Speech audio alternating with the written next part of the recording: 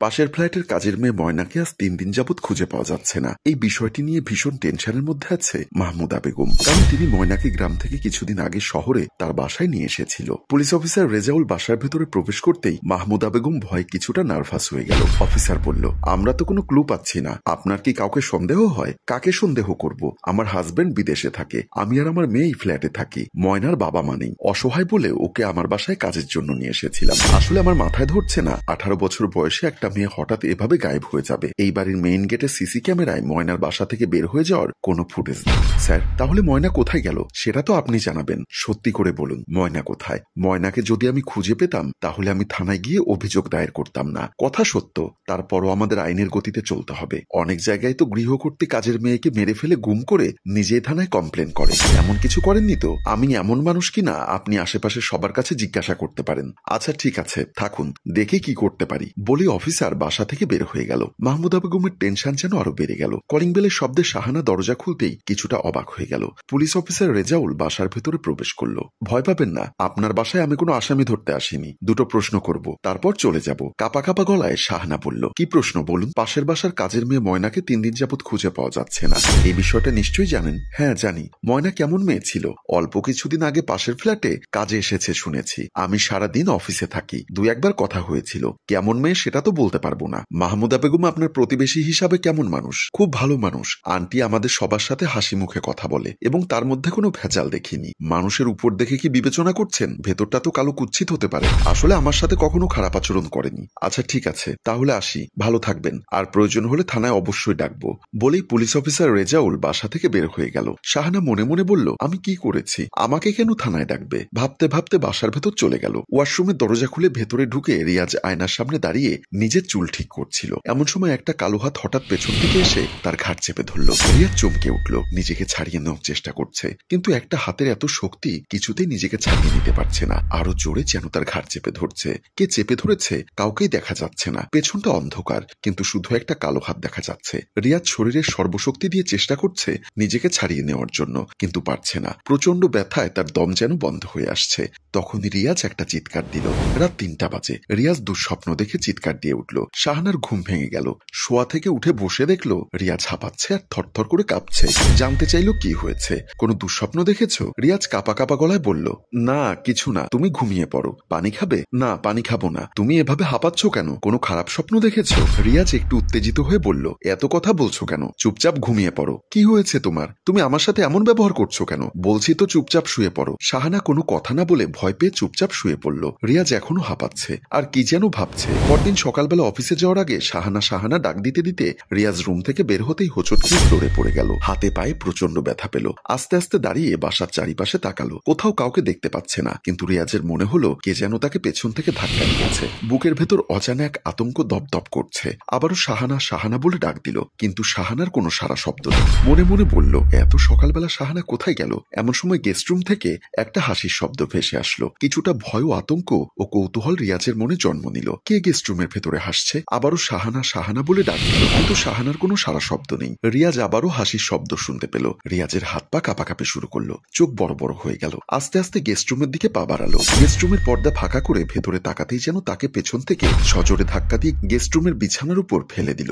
রিয়াজ মাগো বলে বিছানার উপর পড়ে কোমরে প্রচন্ড ব্যথা পেল। ব্যথায় কাতরাতে কাতরাতে ভয়ে আতঙ্কে রুমের চতুর্দিকে তাকালো, কিন্তু রুমের ভেতর কোথাও কেউ নেই। আস্তে আস্তে বিছানা থেকে উঠে দাঁড়াবার চেষ্টা করলো, কিন্তু কোমরে প্রচন্ড ব্যথা পেয়েছে। বিছানা থেকে উঠতেও পারছে না। শরীরের সর্বোচ্চ শক্তি দিয়ে শাহানা বলে চিৎকার দিয়ে ডাক দিতে লাগলো। এমন সময় কানের কাছে ভেসে আসলো কে যেন সদর দরজা খুলছে। রিয়াজের মনে কিছুটা সাহস সঞ্চয় হলো। আস্তে আস্তে কষ্ট করে বিছানা থেকে নেমে দাঁড়িয়ে হাত দিয়ে কোমর চেপে ধরে রুম থেকে বের হয়ে গেল। বাইরে আসতেই দেখলো শাহানা বাসার ভেতরে প্রবেশ করছে। শাহানা সামনে আসতে জানতে চাইলো, কি ব্যাপার, তুমি এত সকালবেলা কোথায় গেছিলে? ময়নার লাশ পাওয়া গেছে। কথাটা শুনে রিয়াজ চমকে উঠলো। আবারও হাত পা কাঁপা শুরু করলো। সর্বশরীর থেকে ঘাম বের হতে শুরু করলো। কাঁপা কাঁপা গলায় বলল, কখন লাশ উদ্ধার হয়েছে?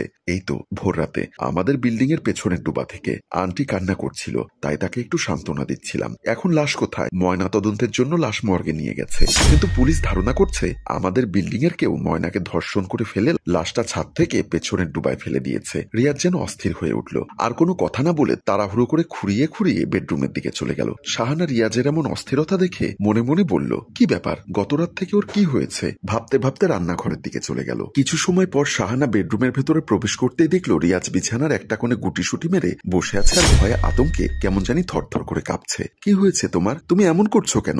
না, আমার কিছু হয়নি। তুমি অফিসে যাবে না?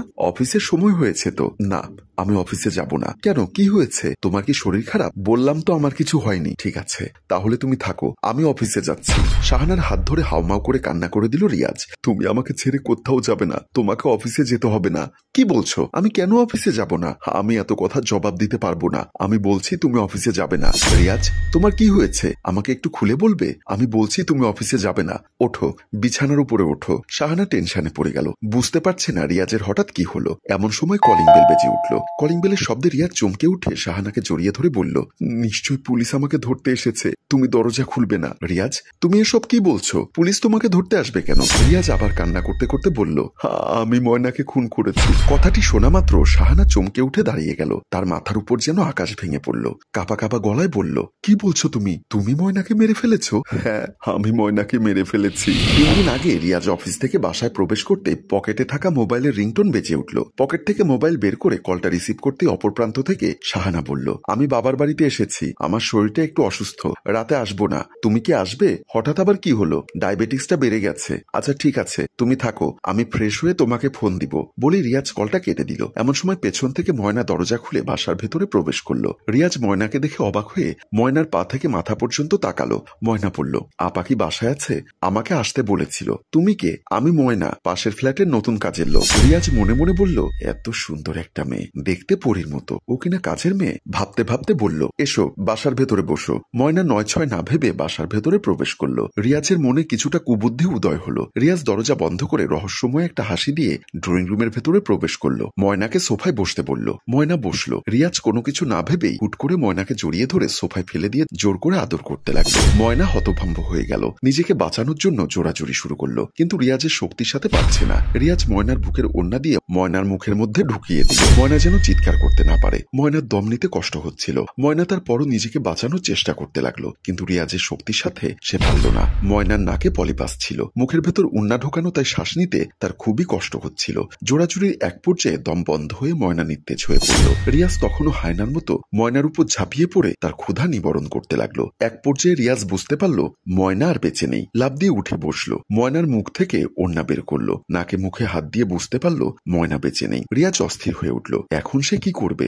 ভয়ে আতঙ্কে দিক বেদিক ভাবনার মধ্যে পড়ে গেল। তারপর কি তুমি ময়নার লাশ ছাদ থেকে ফেলে দিয়েছো? হ্যাঁ, আমি ময়নার লাশ ছাদ থেকে ডোবায় ফেলে দিয়েছিলাম। এখনো কলিং বেল বাজছে। রিয়াজ কান্না করতে করতে বলল, আমি ভুল করেছি, আমাকে তুমি বাঁচাও। কি বললে? ভুল করেছো? তুমি একটা গরিব অসহায় মেয়ের ইজ্জত নষ্ট করে তাকে নির্মমভাবে হত্যা করেছো। আমি তোমাকে ক্ষমা করতে পারবো না, আমি তোমাকে পুলিশে দিব। বলে রুম থেকে বের হয়ে গেল। রিয়াজ ভয়ে আতঙ্কে কি করবে ভাবতে পারছে না। সেও দৌড়ে রুম থেকে বের হয়ে গেল। শাহানা মেইন দরজার সামনে আসতেই শাহানার হাত ধরে টান দিয়ে তার পেছনে নিয়ে রিয়াজ দরজার হোল দিয়ে বাহিরে তাকিয়ে দেখলো পুলিশ দাঁড়িয়ে আছে। দুহাত জোর করে শাহানার কাছে ক্ষমা চাইতে লাগলো।